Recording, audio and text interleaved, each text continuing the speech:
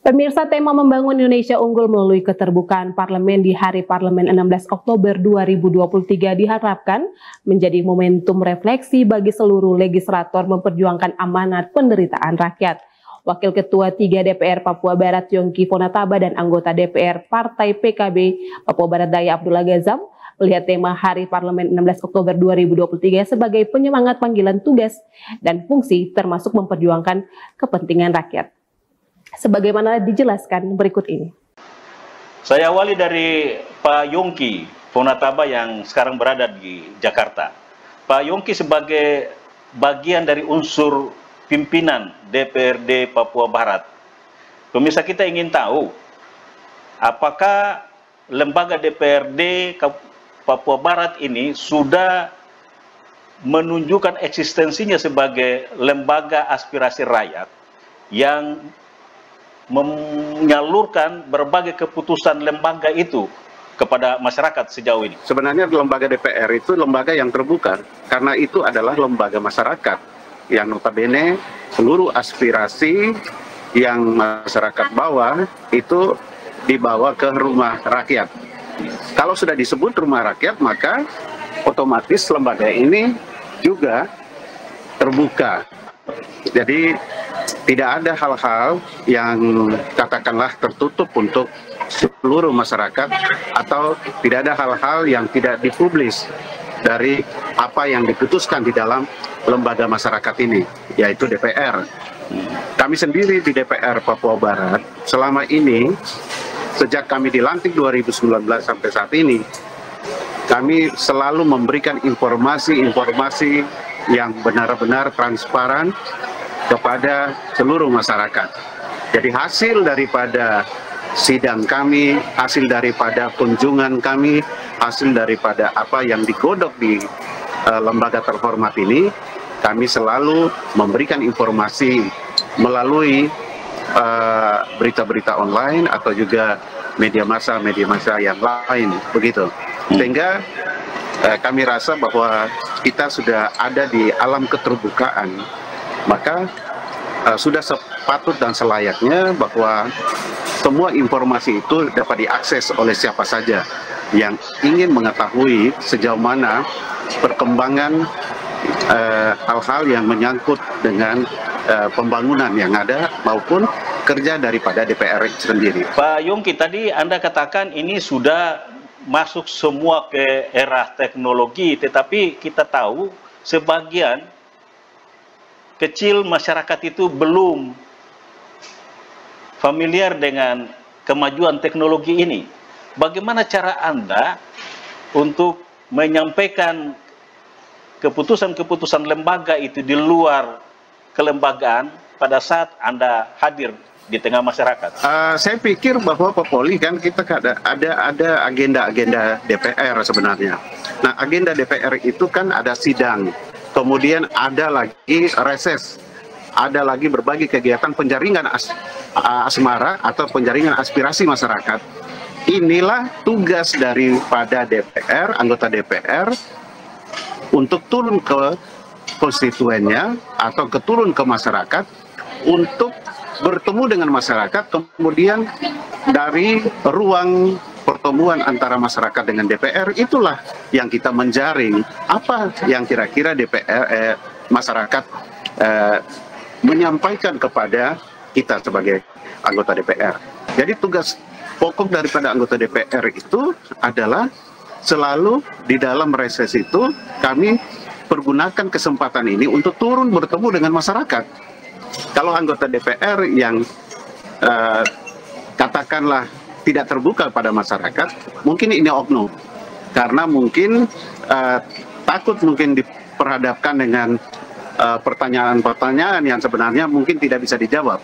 Tetapi saya berpikir bahwa setiap anggota DPR harus berani untuk menemui konstituennya, harus berani menemui masyarakat untuk mendengar apa saja yang mau disampaikan kepada lembaga terhormat ini untuk nanti disalurkan, kemudian disampaikan kepada pemerintah, baik itu di tingkat DPR RI, DPR provinsi maupun DPR kabupaten kota.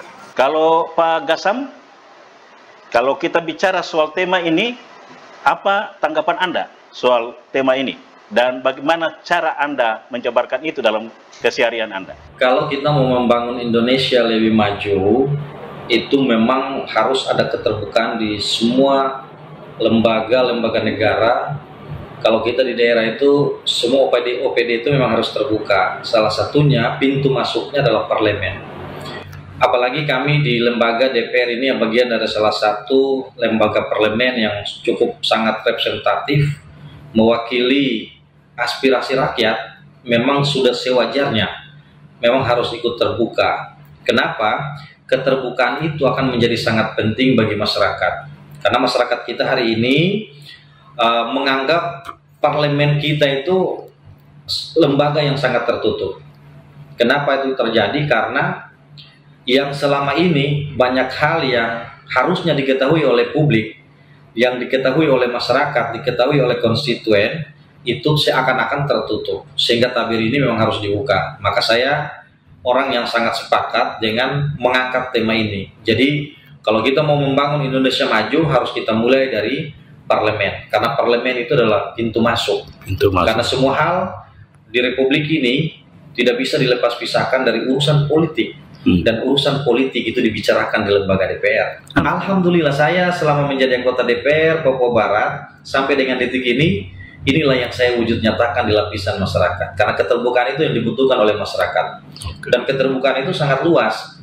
Satu yang paling nyata adalah bagaimana kita mampu menerjemahkan semua program-program kita yang kita perjuangkan di lembaga DPR harus sampai dan tuntas ke lapisan masyarakat paling bawah. Kenapa? Karena itu yang mereka inginkan. Masyarakat ini menaruh harapan memilih kita menjadi anggota DPR. Satu harapan dia, lewat kekuatan politik, lewat kebijakan, lewat kekuasaan dan kapasitas yang besar di lembaga DPR itu, harus kita mampu mengembalikan itu kepada mereka yang memilih kita. Inilah salah satu bentuk keterbukaan yang harus mereka tahu. Dan itu alhamdulillah saya sudah lakukan selama menjadi anggota DPR. Dan itu juga menjadi komitmen saya pribadi dan komitmen Partai Kebangkitan Bangsa untuk terus mengawal ini sampai dengan pemilu 2024 yang akan datang. Anda tidak takut dicemokan kalau akhirnya Anda dianggap itu sebagai bagian dari pencitraan diri? Itu sudah menjadi risiko. Apapun yang terjadi, karena menjadi pilihan lembaga DPR atau apapun dia, itu menjadi pilihan untuk harus dicemooh atau dicaci maki, dan itu bisa saja bukan datang dari masyarakat, tapi datang dari lembaga DPR itu sendiri pun bisa terjadi. Kita akan menjadi musuh bersama di dalam, bisa. Dan kembali ke masyarakat menjadi musuh bersama, itu bisa terjadi. Tapi yang paling penting bagi kita, bagi saya pribadi, bahwa yang saya lakukan itu benar menurut saya. Yang saya lakukan itu bermanfaat bagi masyarakat, saya lakukan, saya tidak peduli dengan apa kata orang.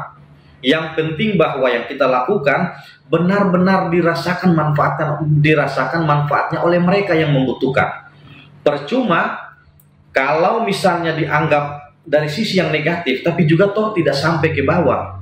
Lebih baik kita melakukan yang dianggap dalam tanda petik. Misalnya kalau yang saya lakukan itu biasanya paling sering stigma yang muncul kepada saya adalah pencitraan.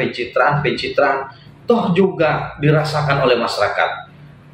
Apa bedanya dengan misalnya nih mereka yang tidak melakukan pencitraan tapi tidak dirasakan oleh rakyat? Lebih baik ini mohon maaf pencitraan sekaligus tapi dirasakan manfaat. Tapi sekali lagi saya ingin sampaikan begini, bahwa yang kita lakukan itu bukan karena pencitraan, itu soal stigma orang, itu soal apa kata mereka. Bagi saya tidak penting. Yang benar adalah lakukan saja, tidak penting dan tidak peduli apa kata orang.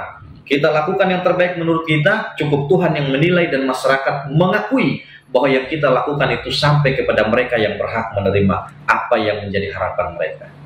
Pak Yongki, bagaimana meyakinkan masyarakat agar betul-betul mempercayai lembaga ini bahwa dia sudah transparan untuk bagaimana menghadirkan diri sebagai representasi rakyat, menyampaikan berbagai kebijakan untuk membangun kehidupan masyarakat itu sendiri.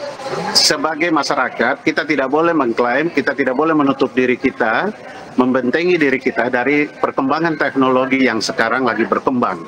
Sehingga semua orang harus masuk di dalam mengikuti ritme perkembangan daripada dunia teknologi ini, sehingga apa yang diinginkan di jaring oleh masyarakat kita lewat informasi-informasi di lembaga terhormat maupun di pemerintah dalam hal ini eksekutif, ini kita dapat mengikuti. Sekarang sudah sangat terbuka dan masyarakat bersama-sama, bukan saja DPR, tugas DPR sebagai salah satu tugasnya mengawasi, tetapi masyarakat pun juga dapat mengawasi lewat hal-hal atau berita-berita yang dipublis di media massa. Terima kasih Pak Yongki dan Pak Abdullah Gassam sudah berbagi di CWM-nya. Sama-sama.